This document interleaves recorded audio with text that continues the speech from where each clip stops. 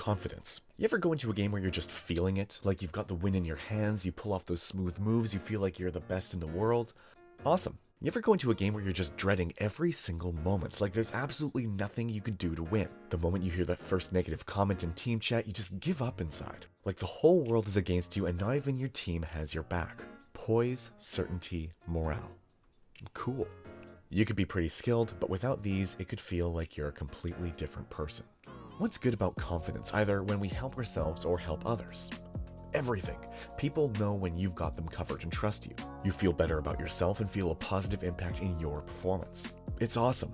And when it comes to coaching someone else, they know that the coaching is coming from a place of expertise, a place where it's worked before. They feel like their time is being well used. How do we help ourselves be confident? And how do we help others to do so as well? Simply, we need to be convinced that I've got this. Confidence stems from experience, trust in yourself and in others. And if you don't get things right, you have to own it. Avoid only seeing the good. That's arrogance, and arrogance is going to tear you apart. Let's work on developing confidence, first in ourselves. Now, how the heck do we develop confidence or trust in ourselves, since we make so many mistakes? The solution is not me telling you to never make mistakes again. That's not confidence, it's perfection, and demanding that is useless. Instead, try finding out the big mistakes in your play, highlighted in the video in the description, and then start noticing and stopping them right away.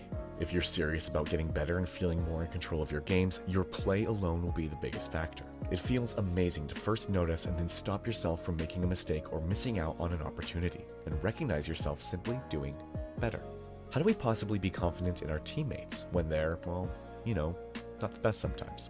With a decent amount of experience, I can pretty confidently say that if you're playing within the rank you belong, 60% or more of the games are ones that you can be the difference in winning.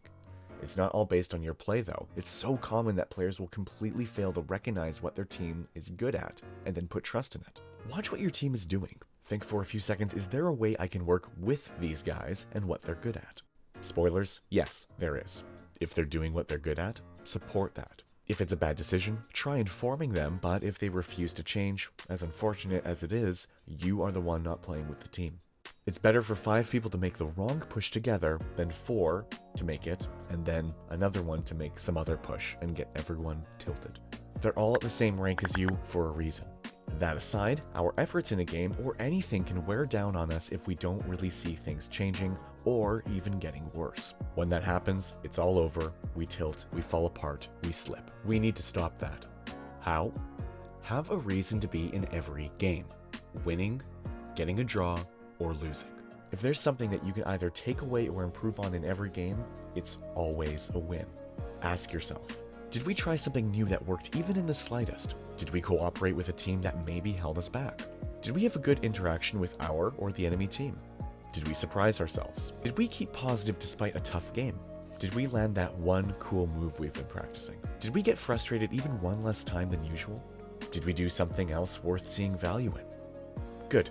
In some way you won. Yeah, you lost. Yeah, you have a lot to work on, but get this, you're working on it. Nobody is going to be the best out there by winning every game. The best out there have probably lost a whole lot more than you. But they learn from it. Will you? Keep your cool, list off the things you could try to learn this game, or what you've just learned, and you're set. Confidence isn't being perfect, or winning, or always doing things right. It's taking things in stride and recognizing what you're doing good and what you can do better. Time to talk to coaches. How do we inspire confidence in students, and how do we be confident ourselves when coaching? Notice how my video didn't start like, hey guys, today I've got a thing to talk to you about. Well, no, I was confident for a number of reasons. I've experienced doing this. I've seen it work a number of times. I want to be here. I have a script. I'm prepared. I'm ready. There's a lot of things that help me feel like I'm ready for this situation. Of course, as coaches, we can't be ready for every situation. Expecting that would be silly. When you're coaching others, some of the most important things we need are insight and practical answers to questions. Without those two things, our student might be better off with a random YouTube video like 1 million tips to aim better in Beetle Blaster 4 Arcade Edition X. Coaching takes work. Anyone can say take the high ground, but the real coaches will give you the how and why, and a whole lot of other stuff too. As an aspiring coach who wants to take things more seriously, do a lot of coaching with friends or players who already trust you, or with players of ranks well below your own.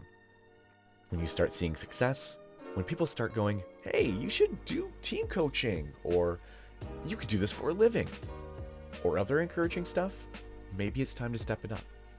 As a more serious coach, there's always opportunity to grow, and you're making a lot of mistakes. Every coach is.